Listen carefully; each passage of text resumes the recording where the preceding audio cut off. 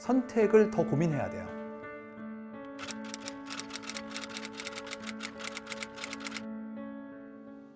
송기룡 부사장의 3프로TV 강의가 출시된 이후에 이렇게 3프로TV 수강생 여러분께 감사하다는 말을 많이 들은 적이 있는가 싶습니다. 앞으로 직업이 바뀔 게 두 가지가 보이는 게 한국 사회에서 공채가 사라질 것 같다. 이거는 사고와 시선, 의사결정의 변화가 요구되는 시점이죠. 송기룡 부사장의 세상을 읽는 방법 그리고 관점을 통해서 다가올 변화에 준비하십시오. 변화를 준비하시고 기회를 잡아보시기를 바랍니다.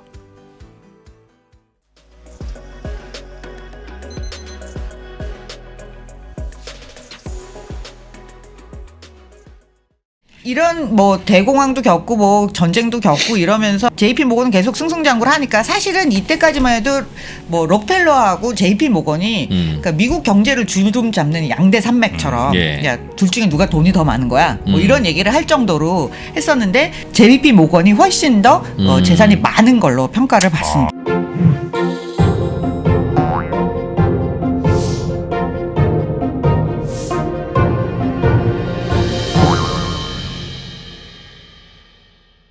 고영경 교수의 말랑말랑 기업사. 오늘도 아주 재밌는 기업의 흑역사들 좀 짚어드리도록 하겠습니다.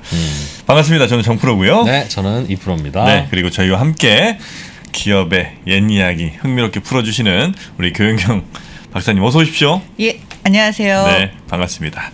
자, 저희가 지난 시간에 이제 JP 모건 한번 또 다루지 않았습니까? 네. 네, 그 JP 모건 체이스죠, 이제 정식 이름이.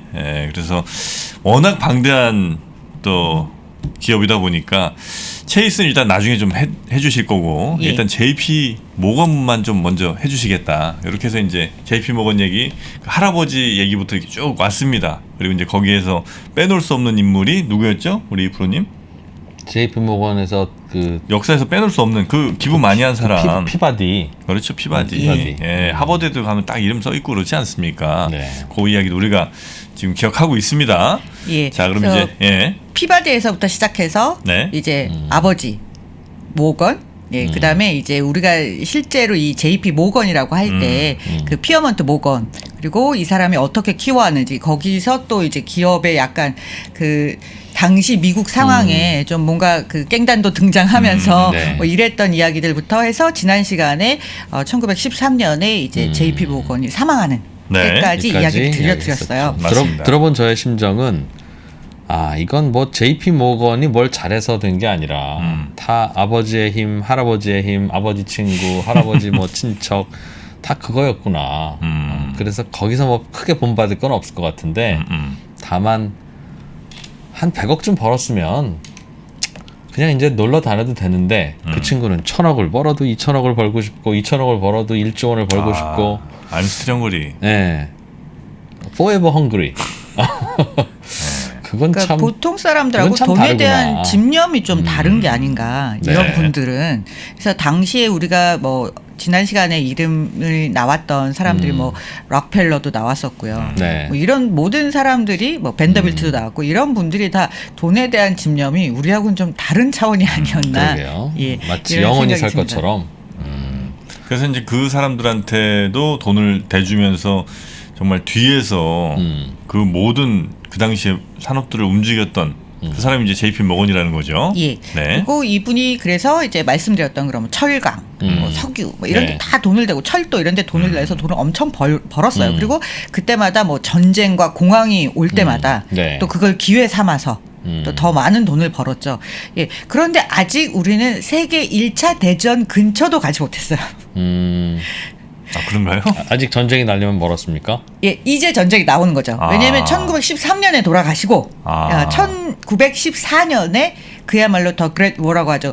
정말 전면전. 13년에 누가 돌아가셨는데요? 1913년 JP 모건이 돌아가시는 것까지 지난 시간에 이제 딱 마무리를 쳤어요. JP 모건 죽었잖아요. 돌아가신 분인가요? 지금은 그럼 지금 저 JP 모건은 누구 거예요? 지금은 JP 모건은 이제 여러 뭐 기관들이 지분을 나눠 가지고 있죠. 그 손자들이 아들은 막 하고 없어요? 이렇진 않아요? 이제 아들 모건이 나옵니다. 나옵니까? JP 모건의 아들 잭 모건이 나와요. 미리 좀 여쭤보면 그 잭 모건도 죽었습니까? 그렇죠. 그럼 그 잭 모건의 아들도 지금 있습니까? 예. 그런데도 그런데 이제는 이제 전면에 나서서 경영을 하거나 이런 거는 전혀 아니고요. 네, 대주주 예. 정도. 아 대주주도 아닙니다. 아 그래요? 예. 그래도 우리가 무시할 만한 사람은 아닐 거야. 소액주주. 예, 그렇게 알려져 있습니다. 네. 그래서 이제 돌아가신 직후에 1913년에 세계 1차 대전이 발발을 해요. 그래서 역사적으로 보면 세계 1차 대전은 뭐 약간 어이없이 이렇게 빵 터진 부분도 있고 그 사이에 뭐 긴장이 있었다 뭐 이런 뭐 여러 가지 해석은 가능하지만 네. 어쨌든 전쟁이 왔을 때 이렇게 돈이 많은 사람들은 또 기회를 찾아다니죠. 왜냐하면 이 전쟁은 미국에선 일어나지 않았어요. 그렇죠. 유럽에서만 일어났고 미국이 나중에 참전을 하게 되는 거거든요. 그런데 유럽에서 전쟁이 일어났으면 전쟁을 하는데 사실 1차 대전은 그 이전까지의 전쟁과 굉장히 양상이 달라서 굉장히 많은 사람들이 죽고 여러 국가가 참전을 하게 되거든요. 네. 예, 그러다 보니까 돈이 많이 드는 거예요. 그럼 돈을 어디선가 조달을 해야 되죠. 그렇죠. 그런데 이 JP 모건은 지난 시간에도 말씀드렸지만 영국에서도 사업을 잘하고 미국에서도 사업을 잘하면서 양쪽의 기회를 정말로 최대한 이용했던 기업이기 때문에 이 당시에 이 1차 대전이 일어났을 때도 유럽에 굉장히 많은 채권들을 소화를 해줍니다. 그런데 이 전쟁이 금방 끝날 것 같지가 않은 거예요. 네. 그러면서 사실은 채권도 소화했지만 한쪽으로는 군수품 군수품 제조 납품하는 데에다가도 이제 돈을 투자해서 예. 양쪽으로 돈을 벌기 시작했죠. 네. 근데 전쟁이 빨리 안 끝나고 네. 영국은 이제 뭐 다 위기 상황에 치닫고 있었고 프랑스도 위기 상황에 치닫고 있었고 뭐 이런 상황이 되면 만약에 이 두 국가가 디폴트가 되면 어떻게 되겠습니까? 돈 많이 날려먹겠네요. 그렇죠. 치명타가 그렇지, 오는 겁니다. 네. 그래서 지금까지도 하는 얘기가 과연 미국이 참전을 안 했더라면 어떻게 됐을까 뭐 이런 얘기들이 많이 나오는데요. 그래서 미국은 이제 관망을 하다가 1917년쯤에 이제 참전을 선언을 해요. 그리고 실제로 개입을 한 거는 이제 그 다음에 정도 됩니다. 약간 텀이 있어요. 그런데 그 사이에 뭐 미국에서 또 이런 전쟁에 참가하기 위해서는 돈이 또 필요한 거 아니에요. 네. 네. 그래서 또 뭔가 사람들에게 채권을 팔아서 돈을 모으는 일들을 합니다. 여기에도 모건이 JP 모건도 없었으면 그냥 독일이 들어가죠. 이겼겠다. 그죠? 그거는 뭐 모르죠. 그거는 알 길이 없지만 예. 그럴 수도 있겠네. 그렇죠. 그렇게 열심히 뭔가 하는 네트워크 있는 큰 그 금융회사가 없었으면 야, 이 돈은 어떻게 모으나 그러다가 그냥 독일 네가 이긴 걸로 하자. 그랬을 것 같은데요. 뭐 그랬을 가능성도 배제할 수는 없는데 어찌 됐던 전쟁이 계속되면서 미국이 늦게 참전하고 네. 사실상 미국은 승전의 과실을 같이 따먹은 셈이 되는 거죠. 결국은 이겼으니까요. 네. 그러면서 그 사이에 미국을 제외한 유럽의 경제가 완전히 곤두박질칩니다. 네. 반대로 미국은 이때부터 거의 세계에서 가장 강력한 나라로 부상을 하는 이제 계기가 1차 대전이 되는데요. 네. 그래서 뭐 각종 지표를 보면 뭐 유럽이 뭐 상당히 안 좋은 상황이라는 거는 굉장히 많이 나와요. 그런데 이 미국의 1차 대전 참전에 대해서 뒷이야기가 굉장히 많습니다, 사실은. 원래는 그냥 유럽을 두고 볼 수 없어서 인류의 정신에 의해서 참전했다라는 것은 그 결정을 한 윌슨 대통령의 변명일 뿐이고, 그러니까 외형상 합리화하는 이야기일 뿐이고, 사실은 그때 미국이 나서서 도와줘서 연합국이 승리하지 않았더라면 JP 모건이 죽을 뻔했다는 거죠. 진짜 우리 진우 형님 말씀하신 대로 그렇다니까요. JP 모건에서 강력하게 추진했을 수는 있겠네요. 그러니까 JP 모건뿐만 아니라 미국의 여러 금융 기관들이 예. 다 이제 돈이 연관되어 있고 그 중에 가장 큰 거는 이제 JP 모건이었는데 워낙 JP 모건 회사가 가지고 있는 금융시장, 자본시장에서 힘이 너무 크다 보니까 이들이 정치권을 움직였다라는 것들이 굉장히 이야기가 많이 나와요. 그래서 전쟁이 끝나고 나서 한참 뒤에 나이 커미티라고 그래서 미국 상원에서 군수산업조사특별위원회라는 거를 엽니다. 그러니까 니들은 이렇게 해서도 돈을 빼먹고 저렇게 해서도 돈을 빼먹고 윌슨 대통령은 이렇게 되리라는 걸 알면서 이 JP 모건이 연합국의 사실은 중립이 아니었던 거잖아요. 참전 전까지는 원래 중립이라고 이야기했지만 중립이 아니라는 걸 이미 JP 모건이 이제 연합국적인 돈을 댔기 때문에 네. 그걸 알고 있으면서도 이 일을 진행했다. 그리고 군수 산업으로도 또 해먹었다. 네. 뭐 그래서 사실은 유럽도 힘들었고 미국에 있는 많은 사람들이 또 참전하느라고 징집을 당했는데 그럼에도 불구하고 모든 사람의 혈세와 목숨을 걸고 전쟁을 이겼지만 실제로 돈을 벌고 이득을 본 건 JP 모건이다. JP 모건을 위시한 이 금융업자들만 돈을 벌었다는 거예요. 그래서 예. 그걸 이제 조사를 했어요. 예. 그래서 조사에서 뭐 여러 가지 증거들은 나왔어요. 나왔지만 뭐 우리 뭐 여러 그지, 나라에서 그런 사례들을 보지 않습니까? 뭐 증거는 있지만 어떻게든 변호사를 잘 쓰고 뭐 이게 명확한 인과관계를 밝히는데 약간 부족했을 뿐인데 사실 이 커미티가 이제 발족할 그 날에 책이 2권이 나왔어요. 하나가 이제 Merchant of Death, 죽음의 상인들. 그러니까 사람의 목숨을 이용해서 네, 네, 네. 돈을 버는 사람들. 뭐 그래서 이런 이 위원회의 별칭이 그래서 죽음의 상인들에 대한 조사 뭐 이런 식의 별칭이 붙게 됩니다. 그 조사도 근데 뭐 제대로 하기도 힘든 게 만약에 그게 맞다고 그래서 미국 기업 무슨 저 금융회사일 때 미국이 전쟁에 참전했다 이렇게 얘기도 못할 거니 미국 입장에서도. 그리고 사실은 경기가 좋아지면 네. 이것뿐만 아니라 경기가 나쁘면 경기 좋으라고 우리가 기준금리 내리고 정책을 풀죠. 그럼 그 돈 다 어디로 가겠어요? 은행이 돈 벌고 좋은 상품 만드는 대기업이 돈 벌고 그렇게 따지면 기껏 국민 세금으로 경기 살렸더니 결국 은행이 돈 벌고 삼성이 돈 벌어? 라고 하면 그거 어떻게 해요 그러면? 그게 참 항상 있을 수 있는 논리이기도 네. 하죠. 네. 여튼 그래서 이제 조사위원회까지 꾸려졌었고 조사했는데. 예, 근데 이제 그거는 사실 굉장히 뒤에 일어난 일인 거예요. 워낙에 시간이 많이 지난 거죠. 네. 이런 이야기들이 실제로 수면 위로 드러나고 뭐 이렇게 될 때까지 시간이 굉장히 많이 걸린 일이거든요.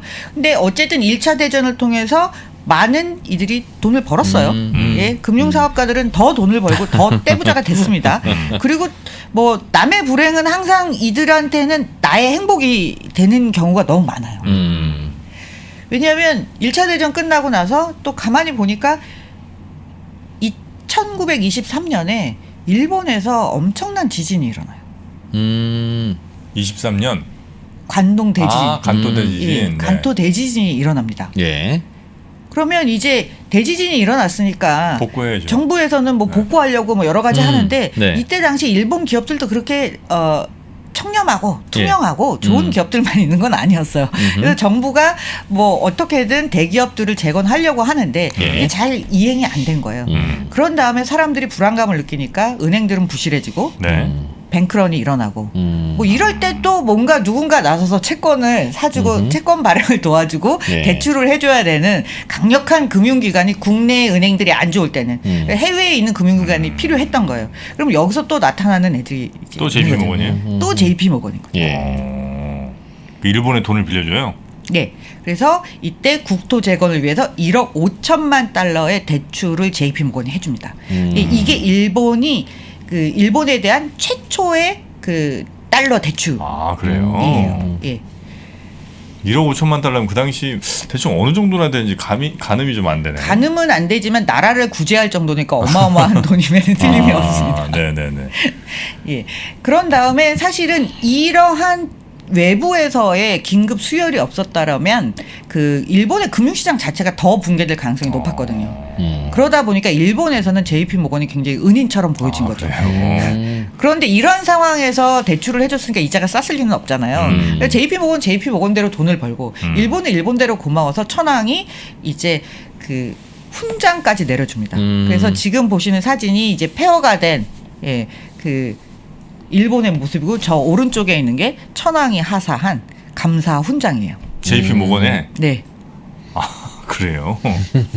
훈장까지 줄 정도였다. 예. 선택을 더 고민해야 돼요.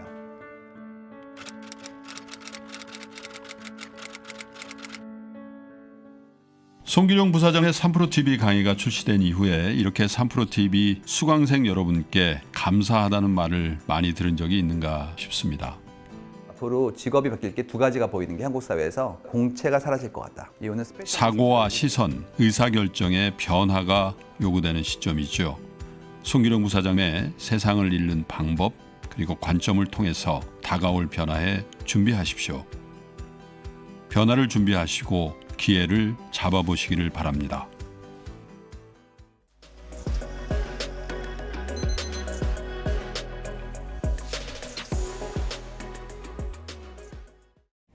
그리고 이제 남의 불행이 나의 행복인 게 이제 또 오는데요. 네. 사실은 1차 대전 이후에 미국 경제는 굉장히 좋았어요. 네. 뭐 혼자만 잘 살아남았으니까. 잘 어찌됐든. 팔았지. 예. 전쟁통에. 예. 그런 다음에 쑥쑥 잘 될 것만 같았던 예, 경제라는 게 항상 그런 대호황이 있은 다음에는 네. 또 뭔가 굉장히 어려운 고비들이 한 번씩 옵니다. 예. 그래서 1929년에 우리가 흔히 얘기하는 대공황, 네. 예, 대공황이 벌어져요. 그래서 1929년부터 1933년까지 4년 사이에 2만 5천 개 은행 가운데 9천 개가 도산을 해요. 그래서 사실 9천 개가 도산을 했다는 얘기는 나머지 은행들도 지금 상태가 좋을 리는 없다는 거죠. 그래서 이때 뭐 뱅크런도 생겨나고 뭐 주식은 뭐 바닥을 치고 뭐 이러면서 굉장히 금융시장 자체에 대한 위기, 국가 경제의 위기가 왔고 이게 미국뿐만 아니라 이제 다른 나라에도 이런 영향들을 많이 미치게 되는데요. 그리고 이때 사람들이 뭔가 이런 공황이 왔을 때 네. 누군가를 탓하게 되잖아요. 그리고 아까 제가 나이 위원회라는 걸 얘기 드렸는데 이때가 바로 뭐냐면 사람들이 야, 저 금융 산업가들이 대기업들이 결탁해서 우리를 네. 다 털어먹었다. 예, 이런 비난이 많이 쏟아지기도 했었어요. 그래서 네, 아까 네. 말했던 그런 책도 나오고 조사위원회가 이제 좀 더 힘을 받는 시대가 됐는데 어쨌든 그런 위원회가 열릴 때까지 대공황이 됐을 때도 JP모건은 상대적으로 가장 강력한 금융기관이었기 때문에 남들이 망할 때 또 기회인 거죠. 또 싹싹싹싹 걷어들이는. 쭉쭉쭉쭉. 예. 그러면서 생겨난 법이 1933년 그 유명한 글래스 스티걸 법이 생겨납니다. 글래스 스티걸. 지금 뭐예요?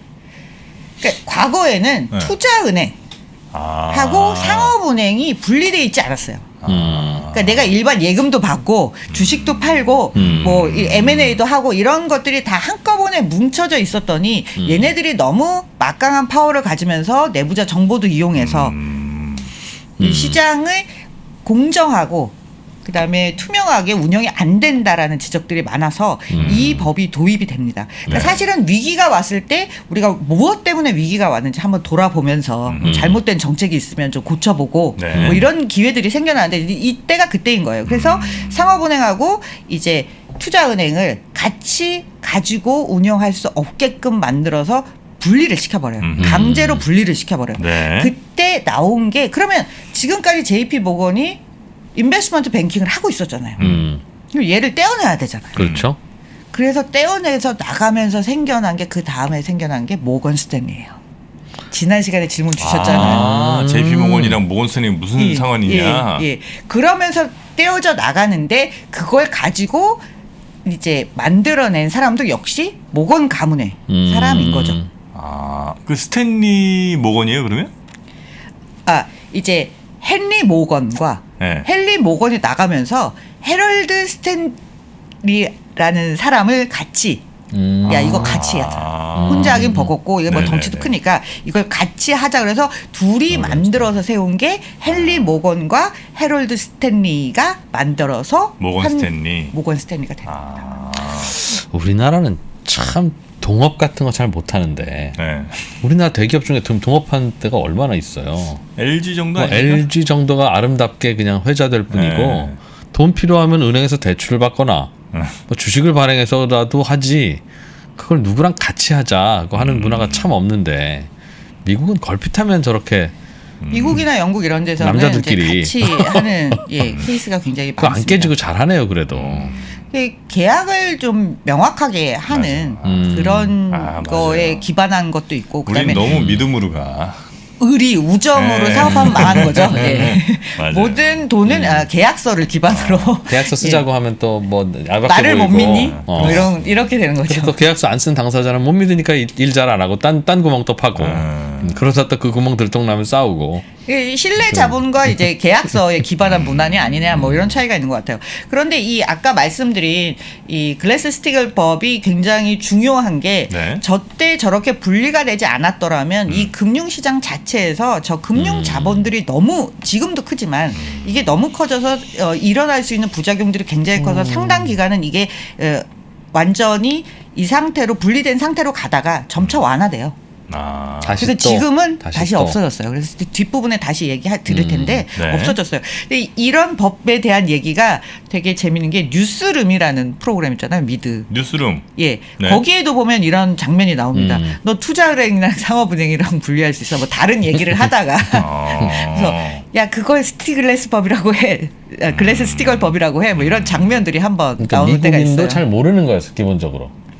그렇죠. 저 그 두 개를 뭐 누구나 사실 제가 자기가 뭐 그 업종에 종사한다든가 그 부분을 배운다든가 내가 투자하기 전에는 저 두 개를 잘 구별을 못하는 사람들도 현실적으로 굉장히 많이 있죠. 그렇겠죠. 네. 예. 자, 네. 그렇게 이제 모건 스탠리가 이제 빠져나오고. 예.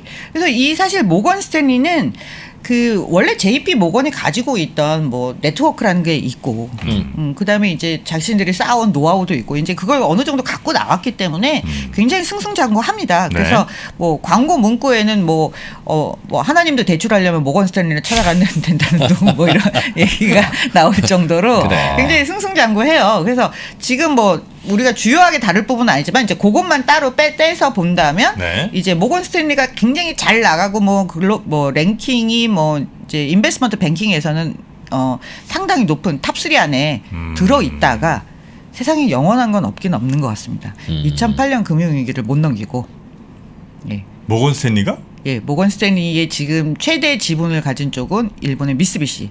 그래요? 예.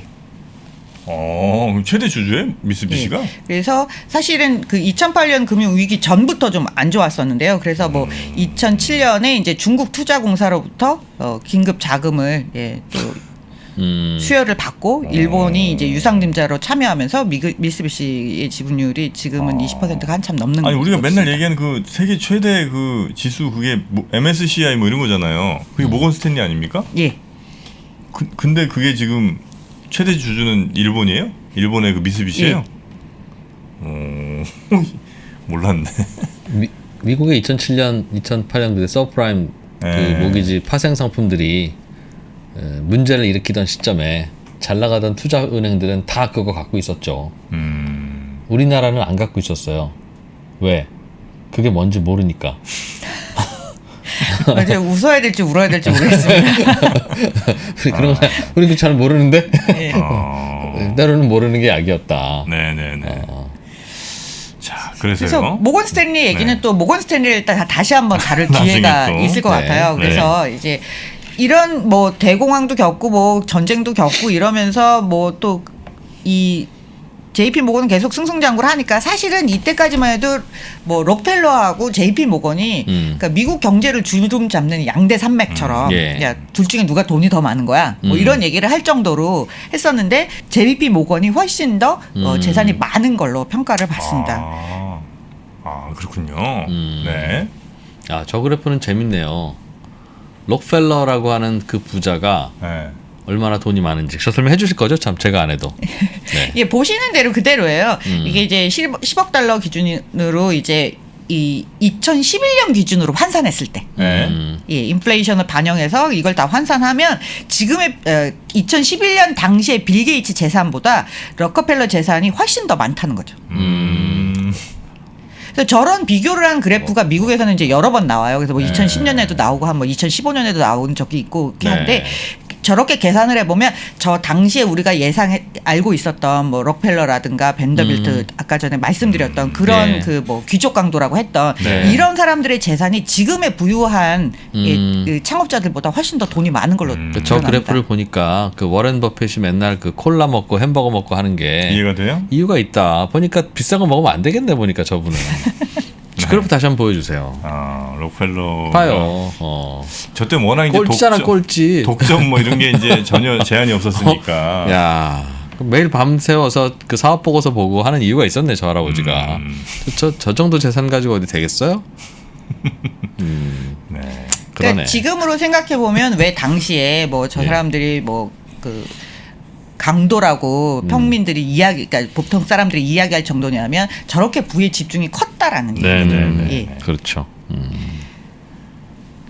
그리고 이제 대공황과 2차 대전을 거치면서 우리가 미국 경제 흐름을 조금 보면 그것과 JP 모건이 항상 같이 가기 때문에요. 네. 예, 그때 보면 2차 대전이 발발하면서 이제 미국은 전쟁 당사자가 1차 대전보다는 훨씬 인발부가 많이 되어 있지 네. 않습니까? 그러면서 이제 전쟁을 해야 되니까 또 돈을 많이 푸는 거예요. 이제 대공황도 겪었고 전쟁도 겪으면서 지금 그래프에 보시면 저렇게 이제 미국의 부채 자체가 엄청나게 GDP 대 퍼센테이지로 보면 엄청나게 증가를 합니다. 아 역사상 아마 그 코로나 때는 이제 저거 뛰어넘은 것 같은데 그 전까지는 하여튼 2차 대전 때가 어마어마한 이제 부채가 생겼던 당연히 뭐 그럴 수밖에 없었겠죠. 그러면 저런 채권을 발행할 때 또 네. 주관사가 있어야 되잖아요. 아 그게 또 JP 모건이에요? JP 모건이 합니다. 아. 전쟁 때 또 공채 발행을 가장 많이 하는 데가 JP 모건이에요. JP 모건은 평화로울 때는 산업에 투자해서 또 돈을 벌고요. 또 전시나 위기면. 위기 상황이 오면 또 뭐 긴급한데 자금을 대출해 준다든가 채권 뭐 발행에 관여해서 또 돈을 버는. 그러니까 항상 연중무휴 돈을 벌고 있습니다. 어떤 상황에서도 어떤 상황에서도. Even Sunday. 예. 그렇게 해서 계속 또 몸집을 불려 나가요. 또 전쟁 지나면서도. 예. 1989년에 글라스 스티글 법이 좀 완화가 돼요. 왜냐하면 그 전부터 이제 조금씩 5%까지는 이제 허용을 좀 해줬구나. 할 수 있다, 10% 할 수 있다. 그래서 1980년대 이제 미국 경제가 그렇게 호황을 겪지는 못하거든요. 네. 그러면서 금융산업들이 야 이렇게 놔두면 우리 다 위축돼서 죽을 수 있어. 야, 일본은 저렇게 치고 올라오는데 우리 너무 쪼그라드는 거 아니니? 이러면서 이제 좀 완화해달라 그러면서 1989년에 좀 더 완화 많이 해줘요. 네. 그다음에 1999년이 되면 완전히 법안이 폐지가 됩니다. 그러면 완전히 폐지가 된다는 얘기는 이제 JP 모건이 은행도 할 수 있고 그다음에 은행들이 이제 또 예, 인베스트먼트 뱅킹도 할 수 있고. 할 수 있고. 이러면서 다시 권한이 커지고 영향력이 커지는 그런 상태에 돌입을 하게 돼요. 예. 그러면서 이제 사실상 1996년부터 체이스 은행과의 합병은 논의가 돼서 시작을 해요. 그런데 이게 워낙 양쪽 다 금융기관이고 네. 크고 전산망이라는 것도 있고 뭐 내부적으로 자산 가치 평가해야 될 것도 얼마나 많이 있겠습니까? 예. 그래서 그런 과정들이 조금 오래 걸리긴 하는데요. 그래서 완전히 합병이 종료가 되는 시점은 2000년입니다. 그래서 지금의 그 JP 모건 체이스 앤 컴퍼니라는 지금 우리가 주식시장에서 보고 있는 그 회사가 2000년에 완벽하게 탄생을 합니다. 그러니까 누가 누굴 인수한 거야? 아니면 그냥 체이스 은행이 JP 모건을 인수하는 방식이에요. 체이스가? 네. 근데 왜 이름을 뒤에 땄어요? 근데 워낙 그 정도로 JP 모건이 가지고 있는 시장의 영향력. 그렇게 이제 체이스하고 이제 JP 모건이 2000년에 완전 합병. 예, 2000년에 완전 합병이 됩니다. 네. 그런데 이제 지난 시간에도 말씀드렸지만 이 체이스 은행도 만만치 않은 역사를 갖고 있는 거예요. 훨씬 JP 모건보다 더 긴 역사를 갖고 있어요. 체이스가? 예. 그래서 체이스는 원래는 이게 체이스 맨하튼 뱅크하고 합친 거예요. 저 체이스 뱅크가 원래 JP 모건이랑 관계가 있었던 은행이었어요? 아니에요. 그러니까 아까 우리가 떨어져 나갔다는 모건 스탠리하고는 전혀 무관한. 예. 모건 스탠리도 은행하러 예. 갔는데 예. 사실 합치려면 족보로 보면 그쪽이랑 합쳐야 되는 건데. 이제 이 당시로서는 그런 모건 스탠리는 완전히 떨어져 나가서 예. 이제 다른 분야의 이제 인베스트먼트 더 이상 뱅킹 이제 쪽만 우리 이제 하는 친척이 거고 아니고. 이쪽에서는 우리가 상호 합쳐서 덩치도 키우면서 부족한 부분을 채울 수 있는 사실상 이 JP 모건은 그때 글라스 스티글 법 때문에라도 이제 분리가 된 상태잖아요. 그런데 여기 하물며 JP 모건 은행 지점 같은 거 본 적 있으세요? 원래 투자은행이니까 잘 없죠 그게. 그런 것뿐만 아니라 여기는 귀족 영업만 한 거예요. 그냥 그러니까 일반 많은 사람들을 예대 마진을 먹고 이런 영업을 하는 은행이 아니었던 거예요. 예. 예. 그런 쪽으로는 이제 자기들이 전략적으로 많이 투자하거나 진출하지 않았고, 근데 이제 체이스 맨하탄 은행 같은 경우는 이제 좀 다른 거죠. 완전 예. 상업은행인 거죠. 그래서 이 체이스 맨하탄 은행과 합병을 하는데, 이 체이스 맨하탄 은행도 원래는 이름이 두 개잖아요. 지금. 체이스하고 맨하탄이 합친 거예요. 아, 그래요? 그러니까 미국 금융 산업들은요, 아주 긴 타임스팬으로 보면 엄청나게 많은 회사들이 끊임없이 인수합병을 해서 그런 그림들이 이제 뭐 인터넷에서 찾아보시면 굉장히 많이 네, 있는데 굉장히 그렇군요. 복잡합니다. 그래서 사실은 이 체이스 맨하탄 은행의 원류를 쫓아가면 네. 맨하탄 컴퍼니부터 나와요. 아. 근데 이 맨하탄 컴퍼니는 너무 웃기게도 원래 시작이 은행이 아니고요. 네. 그 수도 회사예요. 수돗물? 예, 수돗물 아, 회사예요. 상수도 뭐 이런 거 하는 회사예요? 예, 맨하탄에서? 예. 이게 원래 시작됐을 때가 1700년대입니다. 와, 진짜 오래됐네. 예. 1700년대. 그러니까 그때부터 조상들이 저렇게 열심히 일했던 거야. 그러니까 우리 때는 우리 조상님은 1700년에 뭐 했을까 생각하면 영정조 때. 그래. 네. 물론 예. 열심히 사셨겠지. 그래서 이 맨하탄 은행의 네. 출발부터 지금의 JP 모건 체이스 올 때까지의 이야기는 2편에서. 네. 아. 알겠습니다. 야, 그 맨하탄 은행은 좀 섭섭하겠네. 우리 역사도 제일 오래됐고. 근데 이름이 이제 사라진 거 아니에요? JP 모건 체이스. 맨하탄까지는 안 붙었잖아요. 그죠? 예. 아, 맨하탄 좀 섭섭하겠네. 알겠습니다. 하여튼 맨하탄이라는 1700년대부터 있었던 그 회사가 어떻게 JP 모건과 또 합치게 됐는지 그 이야기는 우리 고현경 교수님과 함께 네. 2부에서 이어듣도록 하겠습니다. 1 더하기 1이 무한대가 되는 시간 1프로TV가 여러분을 찾아갑니다. 각 분야의 1프로 최고 전문가들이 모여 펼치는 지식의 향연 지금 시작합니다. 1프로TV 꼭 구독해주세요.